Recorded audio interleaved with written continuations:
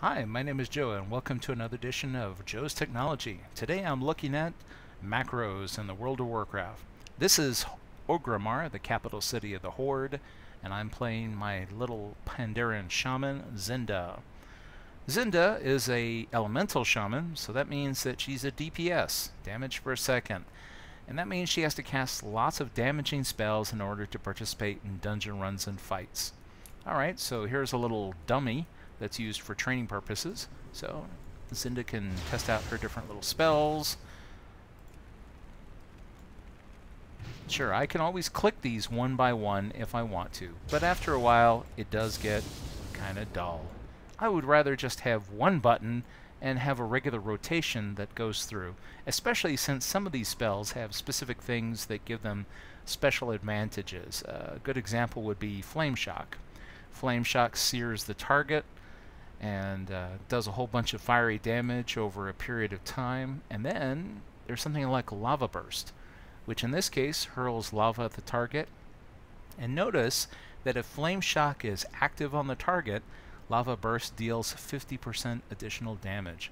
You'll see examples of this in all the different classes where they'll apply one thing to a target and then use that with another ability to do additional damage.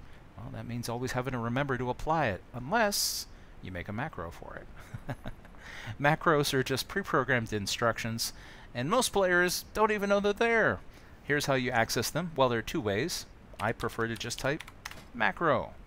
Or you can always just hit escape and you'll see a macro button here on the game menu.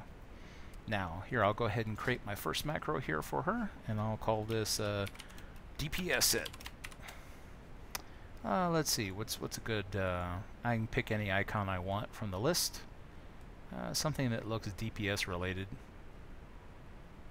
See, they have pictures of gear and weapons and creatures and, well, alright, maybe it's not appropriate because it looks like a fiery sword there, but that's what we'll go ahead and use. Alright, so how do we put in our commands?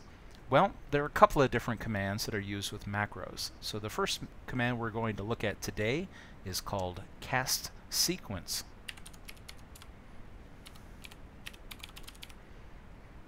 What castsequence does is that it allows you to string together a series of commands and have them appear on the target.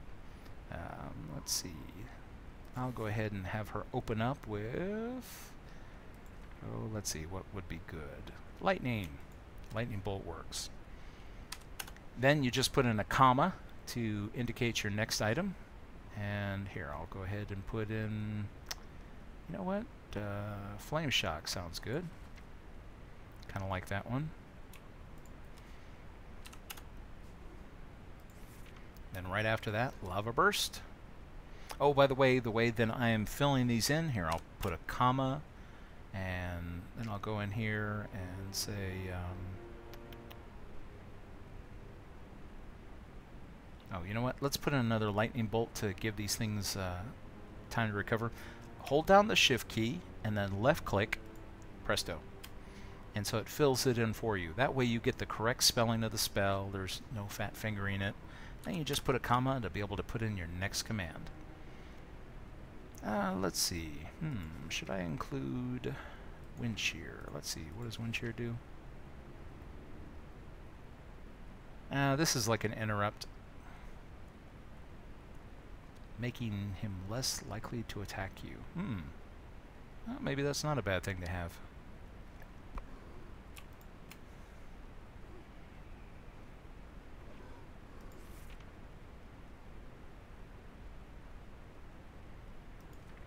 Okay, so at this level, this is about all the good range stuff that she seems to have. I guess just for goofy fun, I could put in Chain Lightning. But that's usually, you know what, I'm going to take Wind Shear off. Wind Shear and Chain Lightning are things that you normally put in to take advantage of a special opportunity that's opened up. So I'll just say save, just to make sure it's there. Click and drag, and now it's on my spell bar here. So click my target and watch, I'm just here, I'll even click it with the mouse so that you can see I'm just hitting number 2 here, and it cycles through all the different spells that I put on the bar. Now here's one other little modifier that's good to use with it. Say for example, you know, I've done my lightning bolt here. And now Flame Shock is on the target, but then in the middle of the fight, that target dies, or for whatever reason I need to switch targets. Uh-oh, now Lava Burst is going on to my next target, because that's the next item in the sequence, but I don't have Flame Shock already applied to this target, so I lose out on my bonus. What do I do? Well, in order to just keep the sequence from just going mindlessly, we can add a little modifier here that makes the sequence a little bit more intelligent. In this case, we'll add the command reset target. What this does is it tells the cast sequence, alright, go ahead and run through the sequence unless we change target, in which case the sequence starts over again. So go ahead and save it, and let's try that again. So I'm hitting number 2.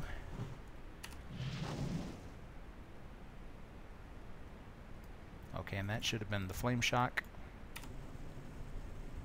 And see, it started over again with Lightning Bolt instead of putting Lava Burst on the target. So it's working. Alright, so that's the basics of the cast sequence macro with the reset target modifier. Enjoy.